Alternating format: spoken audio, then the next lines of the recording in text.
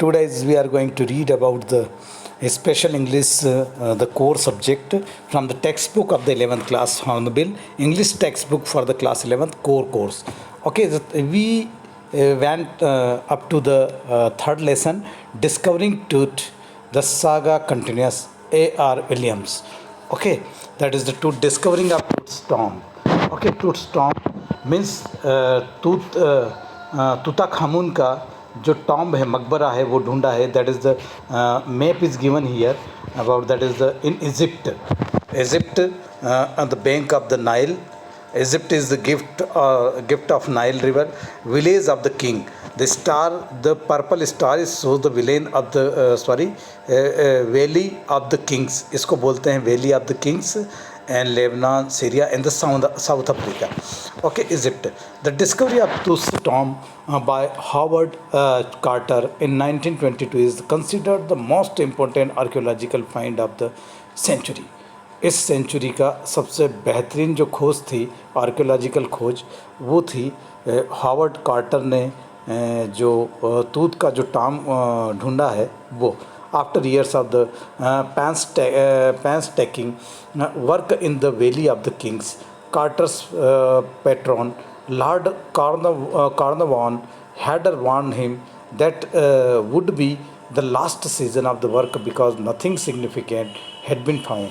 सबसे बड़ी बात है कि जब ये लास्ट स्टेज पे पहुँचे थे, जब वो डिगिंग अप कर रहे थे टॉम्ब की, तो उन्होंने कह दिया था कि अब ये जो टाइम है, अब ये लास्ट है, इस सीज़न का वर्क है और इसके बाद कुछ नहीं मिलेगा. On November 22 of the year, Carter's persistence finally paid off. Carter का भी जो परसिस्टेंस, जो धैर्य था, वो टूट गया. Tutankhamun became a household name. अब तूताखामुन जो है एक किस नाम भर रह गया. In its magnificent treasure became the measuring stick for all future archaeological discoveries. The mysteries surrounding his life and death are the gradually being solved. सबसे बड़ी बात है कि तूताखामुन की जो मिस्ट्री थी, उसकी डेथ की और लाइफ की, वो सॉल्व हो चुकी थी क्योंकि वो उसको डिस्कवर कर चुके थे.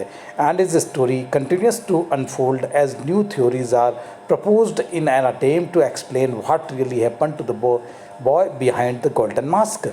सबसे बड़ी बात है कि वो जो रहस्य था तूताखामुन का, कि इतना यंग जो किंग था 19-20 साल का, वो कैसे एक्सपायर हुआ और उसके पीछे क्या रहस्य था और मिस्ट्री क्या थी, वो सॉल्व हो चुकी थी. उसकी स्टोरी में अब अनफोल्ड बहुत सारी जो थ्योरीज़ है, जो अलग अलग सारे आर्कियोलॉजिस्ट जो है अलग अलग थ्योरीज़ दे रहे थे और उसको एक्सप्लेन करने का अटेम्प्ट कर रहे थे कि आखिर में उस बच्चे के साथ हुआ क्या जो king of the valley of the king था. ठीक है, मीन्स अफ्रीका का किंग था. नेक्स्ट स्लाइड पे आ जाते हैं. Tut's life. रेन, उसका रेन का मतलब है उसका साम्राज्य. Given his age, the king probably had very powerful advisers, presumably including the general Horemheb and the वज़ीर आए. सबसे बड़ी बात है कि उसमें वो किंग था और उसके वज़ीर थे. Honourable Horemheb records that the king appointed him lord of the land. सबसे बड़ी बात है कि king lord of the land, भूमि का स्वामी, एज हेरिडिटरी. सबसे बड़ी बात है कि जो किंग तूताखामुन था, उसके पिताजी भी क्या थे, पहले राजा थे, सम्राट थे, इसलिए वो भी सम्राट बना और यही लॉ में लिखा गया था. He also noted his ability to calm the young king when his temper flared. ये बिल्कुल यंग किंग था. एंड डोमेस्टिक पॉलिसी क्या थी. इन इस थर्ड रेन ईयर, तीसरे साल जब वो किंग बन गया, उसके तीसरे साल तूताखामुन जो है reversed several changes made during the father's reign. जो तूताखामुन जो था वो नया था, यंग था, उसने अपने फादर का जो साम्राज्य था उसमें 3 बहुत बड़े चेंज किए. He ended the worship of the god Aten and restored the god Amun to supremacy. उसके फादर ने एटेन को गॉड माना, तो इसने क्या करा, एटेन को हटा के वापस से गॉड आमुन को सुप्रीमेसी दे दी. मतलब अब इसके शासनकाल में आमुन की पूजा और इबादत होने लगी. Okay, lifted the traditional, the ban on the cult of the Amun was lifted and traditional privilege were restored its priesthood. सबसे बड़ी बात थी कि जो आटेन था उसको आतेन को हटा दिया और आमून की पूजा जब होने लग गई तो वो ट्रेडिशनल वे जो था इजिप्ट का वो वापस से रीस्टोर्ड हुआ। और जो प्राइस्टहुड था, प्राइस्टहुड मतलब जहाँ पुजारी और जो पुरोहित मतलब जिसको कहना चाहिए जो मंदिर में पूजा करने उन लोगों का जो हुड था उसके प्राइस्टहुड जो था उसकी वापस से क्या हुई, वो हाइट पे पहुंचा। The capital was moved back to the Thebes and the city of the Akhetaten abandon. सबसे बड़ी बात है कि जो कैपिटल्स भी उसके फादर ने बदल दी थी उस कैपिटल को वापस आखेतातिन में ले आए। ठीक है, this is when he changed his name to Tutankhamun. और यहीं से उसने क्या करा कि अपना नाम बदल लिया। लिविंग इमेज ऑफ द आमून, आमून की लिविंग इमेज उसने कह दिया तूताखामुन, मतलब वो स्वयंभू भगवान हो गया। री इन्फोर्डिंग द रीस्टोरेशन ऑफ द आमून, और उसने कहा कि मैं ही री इनकारनेशन हूँ, मैं ही आमून का गॉड आमून का अवतार हूँ, ये वो कहने लगा था। ठीक है, and as the part of his restoration, the king initiated the building projects, in particular at the Thebes and the Karnak, where he dedicated a temple to Amun. उसने बहुत सारा रिस्टोरेशन किया, उसने कंस्ट्रक्शन करवाए। बिल्डिंग प्रोजेक्ट जो था उसका बहुत बड़ा प्रोजेक्ट था कंस्ट्रक्शन का, पर्टिकुलर थेप्स में, कारनाक्स में, और जो आमून के जो टेम्पल्स बनवाए उसने। Many monuments were erected and an inscription on his tomb door declares the king had spend his life in fashioning the images of the gods. उसने अपने मैनी मोनूमेंट्स में भी जहाँ जहाँ वो लिखवाया है, जो पत्थर शिलालेख मिले हैं उस पर ये डिक्लेयर किया है कि जो किंग अपने पूरा जो जीवन है वो गॉड के इमेजेस को फैशनिंग करने में और उसको लगाने में पूरा व्यतीत करेगा। तो traditional festivals were now celebrated again. अब जो पारंपरिक जो त्यौहार थे वापस से मनाए जाने लगे थे तूताखामुन के राज्य में, including those related to the Apis bull and Horemakhet and Opet. His restoration stela says, उसकी रीस्टोरेशन पे जितने भी त्यौहार थे उनके नाम में मनाए जाने लगे थे, उस पर स्टेला क्या कहती है, the temples of the gods and goddesses were in ruins. Their shrines were deserted and the overgrown, and their sanctuaries were as non-existent and there. Okay, courts were used as roads. The gods turned their backs upon this land. If anyone made a prayer to a god for advice, he would never respond. सबसे बड़ी बात है कि उसने लिखा था कि temples जो देवी देवताओं के जो टेम्पल्स थे वो बिल्कुल ख़त्म हो चुके थे, उनके श्राइन्स जो थे वो डेजर्टेड थे, है ना। सिर्फ आमून जो था उसके जो थे वो सारी चीज़ें थी। और अब आ जाते हैं हम burial treasures of the tooth. Actually में टूथ जो था, तूताखामुन जो था, उसकी सबसे बड़ी बात है कि खुदाई, पिरामिड की खुदाई, उसके पिरामिड को खोजा जा रहा था, है ना। और हावर्ड कार्टर की लीडरशिप में, और उसमें जब खोजा जा रहा था तो उसकी वो पूरा मैप दिया हुआ है कि वो कहाँ कहाँ उसका गोल्डन श्राइन जो है वो ये है। और आप देखिए इस मैप में ट्रेज़र का जो चेम्बर है वो ये वाला है, और एंटी चेम्बर ये वाला है, और एनेक्स है, और इधर जो है एंट्रेंस स्टेप्स है अंदर जाने की, और ये पैसेज है, मतलब ये अंडरग्राउंड है। आया समझ में। और ये गोल्डन श्राइन है जहाँ पे वो रखा हुआ है तूताखामुन। और ये पूरा मैप बनाया है किसने, हावर्ड कार्टर ने। The treasure of the Tutankhamun have been the marvelled at since their discovery by Howard Carter on November 4th of the 1922. It was the first and to this day the only royal tomb in the history of the Egyptology to be found practically untouched. Even though in ancient times it has been the object of no less than 2 attempts at the robbery. सबसे बड़ी बात है कि इसके पहले इस खजाने को ढूंढने के लिए 2 बार इसमें डकैती हुई, पर वो अनसक्सेस रहे। इस खजाने को नहीं ढूंढ पाए, तूताखामुन की मम्मी तक नहीं पहुंच पाए, उसके श्राइन गर्भगृह तक नहीं पहुंच पाए। The emptying of the Tutankhamun's tomb lasted several years and made possible the recovery of the about 3,000 3,500 articles confirming the tomb as the most exceptional archaeological discovery ever made in Egypt। सबसे बड़ी बात है कि तूता खाउन में 3,500 articles उसके अंदर मिले हैं और वो बताती है कि ये सबसे आर्कियोलॉजिकल सबसे बड़ी डिस्कवरी है। तूता खामून सेकंड एनरमोस्ट कॉफिन, सबसे बड़ी बात है कि तूता खामून का सेकंड मोस्ट कोफिन, कोफिन मतलब जहाँ पे जो कोफिन होता है उसके अंदर डेड बॉडी को रखा जाता है। It made of the gilded है वो गोल्ड से, लेमिनेटेड वुड से, लेमिनेटेड आयनरी एंड आइवरी से, inlays of the polychrome glass paste, polychrome glass paste से उसको वो कर रखा है। कितनी ज़बरदस्त, कितनी चमक है उस पर। पॉलीक्रोम मतलब आपको मैं बता दूं कि जो आपकी टाइल्स है, वेट्रीफाइड टाइल्स है, जो स्टोन्स है, जो ग्रेनाइट्स है, इनके ऊपर भी एक पॉलिश चलती है जो ग्लासी पॉलिश होती है जिसके कारण उसमें चमक आती है। देखिए, the Tutankhamun coffin is made of solid hammered gold, solid hammered मतलब पतरे से बना हुआ है, gold and weight about the 450 pounds का वेट है। The royal mummy of the Tutankhamun was found inside this coffin, और इस कोफिन के अंदर, इस कवर के अंदर, इस गोल्डन के पतरे के कवर के अंदर तूता खामून की जो है ममी रखी हुई है, डेड बॉडी रखी हुई है जो प्रिजर्व्ड है स्पाइसेस से और केमिकल से। देखिए, और उसके नीचे तूता खामून फेमस, ये उसका फेस है तूता खामून का, और यही फेस इजिप्ट की सारे उसमें जो सिंबल इसी को माना जाता है पिरामिड के साथ। Tutankhamun famous gold funerary mask rested directly on the pharaoh's mummy inside this coffin. The pharaohs wears the classic names, the headdress and the strips with the transversal bands of the glass past imitating the lapis lazuli, and it's adorned with white of the collar composed of the streaks of the semi precious stones and the color glasses।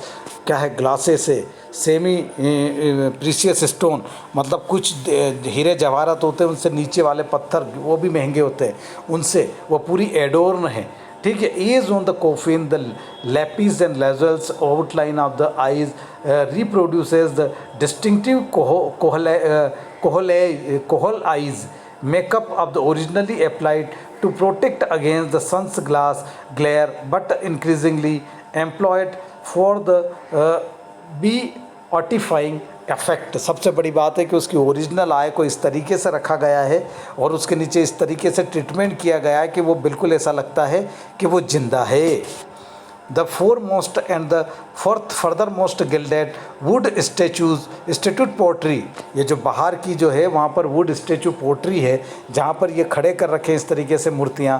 And Tutankhamun hunting hippopotamus with a harpoon from a boat made a papyrus, papyrus की boat पे उसको ये दिखाया गया है कि तूता खामून जो है वो नदी के अंदर हिपोपोटामस को क्या कर रहा है, शिकार कर रहा है। One of the two calcite lamps found in the Tutankhamun's burial chamber के अंदर ये दो जो है ये वो भी मिले हैं जो लैंप है ना, विच इज़ एनफ्लैंक्ड द के cup takes the form of the open lotus flower and the flanked मतलब लोटस फ्लावर के फ्लावर जैसे खिलता है उस तरीके की डिज़ाइन है।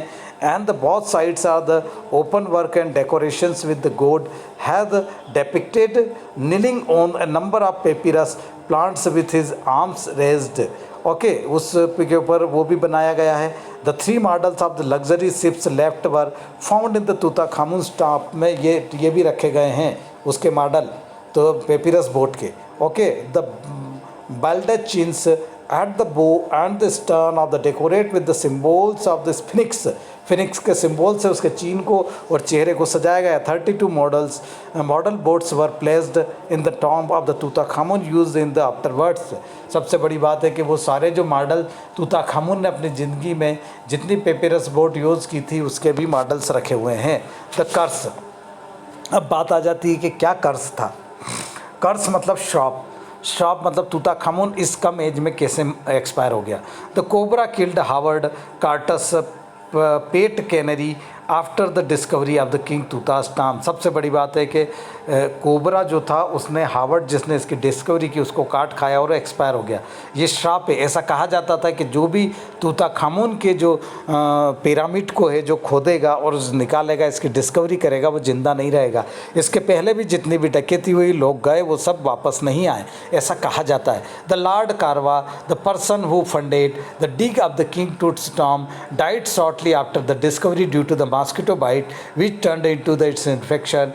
At that exact moment, the lights of the Cairo mysterious went out. सबसे बड़ी बात है कि जिसने इसको फंडिंग की थी, इसको खोजने के लिए जिसने पैसा दिया था, पूरा खर्चा जिसने उठाया था, वो व्यक्ति भी एक मच्छर के काटने से उसको इन्फेक्शन हुआ, वो मारा गया। ये दूसरा कर्स है। Third, lord Cornwallis dog howled and dropped dead at 2 in the morning when Carnarvon died. और सबसे बड़ी बात है कि जो कारवा था जिसने इसको फंडिंग की थी, है ना, कारवान, उसका जो डॉग था, पालतू पेट था, वो भी उसके मरने के 2 दिन बाद वो एक्सपायर हो गया, है ना। What is the interesting is that Howard Carter lived a decade after his major discovery. सबसे बड़ी बात है कि ये सारी जो चीज़ें मान्यताएं हैं, ये इस डिस्कवरी को और ज़्यादा इंटरेस्टिंग बनाती है। In 1923 another man involve in the opening of the tomb, George J Gould, died as a result of a fever followed by the Carnarvon's half brother Aubrey Herbert in 1923। Egyptologist H.E. Evelyn White, radiologist Sir Archibald Douglas, Reid Howard Carter's assistant Richard Bethel, his father Lord Westbury, Egyptologist S.E. Mack, and the Egyptologist James Breasted in 1935, and the finally Howard Carter is March of the 1939। देखिए, इस नाम को खोजने वाले जितने लोगों के नाम है, ऊपर जो नाम आए हैं, ये सारे एक के बाद एक्सपायर हो गए, एक के बाद एक, और लास्ट में जो 1939 में हावर्ड कार्टर हुआ। Although some believe that the deaths may just be the coincidental, many believe that the deaths were a result of the mummy's curse। सबसे बड़ी बात है कि द मम्मी नाम की फिल्म भी इसी पे बनी है, और ये कोइंसिडेंटल है, ये बिलीफ माना जाए या कोइंसिडेंटल है कि जो भी डेथ्स हुई है वो मम्मी के कर्स से हुई है। It is believed several of the deaths could be linked to a released mould that had been trapped in the tomb and released. सबसे बड़ी बात है कि ऐसा भी कहा जाता है कि इन लोगों ने उस मम्मी को जब बाहर निकाला, जो मोल्ड जो था उसको बाहर निकाला, उसी के कारण इनकी डेथ हुई। New finding are showing that bacteria on the wall of the tomb might have been the cause of the curse. बिल्कुल सही बात है, इतनी पुरानी मम्मी है, इतने सालों साल हो गए, तो बैक्टीरिया तो उसके अंदर होंगे। वहाँ जब ये अंदर गए, उसकी दीवार पे जो बैक्टीरिया थे उससे भी ये इस तरीके के रिजल्ट आ सकते हैं।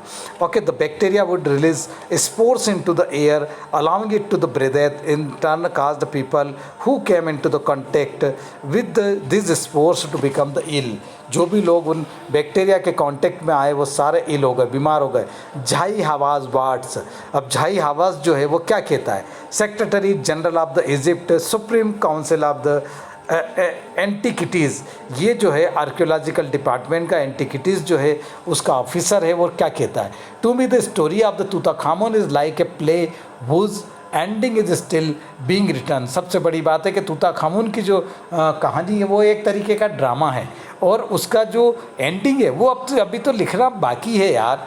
The first act of the drama begins in about 1390। जो फर्स्ट एक्ट था वो 1390 में, BC several decades before Tutankhamun's birth से लिखा जाएगा।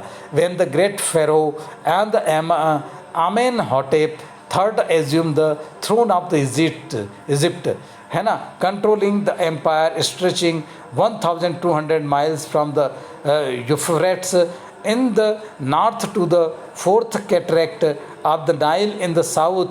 This king of the 18th dynasty is rich beyond the imagine, and along with his powerful queen Tai and the Amenhotep III ruled 37 years, worshipping the gods of the ancestors.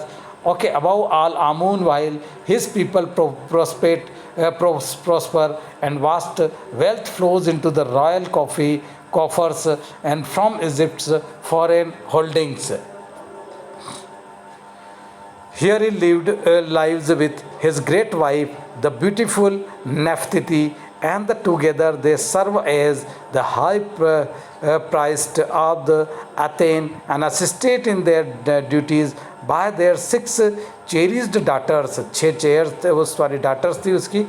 All power and wealth is stripped from the Amun priesthood and the Aaron Athens reigns supreme. Ethane का range जो है supreme था. The art of this period is also infused with revolutionary new naturalism.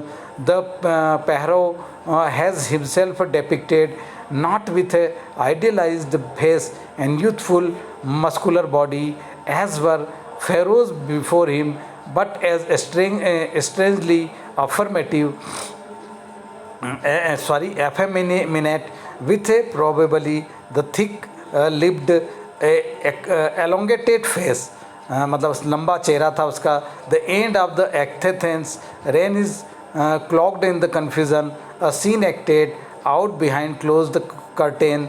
One is the possibility two kings rule for short periods of the time, either alongside Akhenaten and after the death of the both.